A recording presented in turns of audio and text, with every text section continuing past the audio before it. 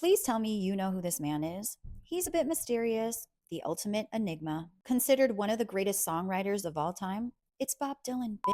There's a movie coming out about him, a biopic called A Complete Unknown, starring Timothée Chalamet, who's playing a young Bob Dylan. A Complete Unknown is diving into Dylan's meteoric rise between 1961 and 1965. I thought, why not dig into the real Bob Dylan? You know, the one behind the harmonica and the poetry, the one that dated muses, got married in secret, and pulled out a surprise divorce kid out of nowhere. So buckle up, buttercups, it's about to get messy. Before Bob Dylan became Bob Dylan, he was Bobby Zimmerman from Minnesota, and Echo Hellstrom was the it girl of Hibbing High School. Echo was the blueprint of the bohemian type women that he would surround himself with later, and many believe she was the inspiration for some of his early music. Fast forward to Greenwich Village in the early 60s, where Bob meets Suze Rotello, the woman who will forever be immortalized on the cover of his Freewheelin' album. Suze was an artist and a political activist who introduced Bob to leftist politics, which influenced his music. In the film, Elle Fanning is playing a character named Sylvie, which is based on Suze. Can you see it? Their relationship was passionate, but very messy. Bob's career was taking off, and he had a wandering eye. Enter folk singer Joan Baez. She was already successful with her own album, and she invited Bob to perform with her. They started bumping uglies, but soon he began to treat her like she was extra baggage. She said he was demoralizing, and they broke up. Later, he apologized to her, and they began performing together again. I think we're going to see this dynamic in the film as well. By the mid-60s, Bob's career is on fire, and so is his love life. Enter Sarah Lowndes. Sarah was a former Playboy bunny and a single mom. They got married in 1965.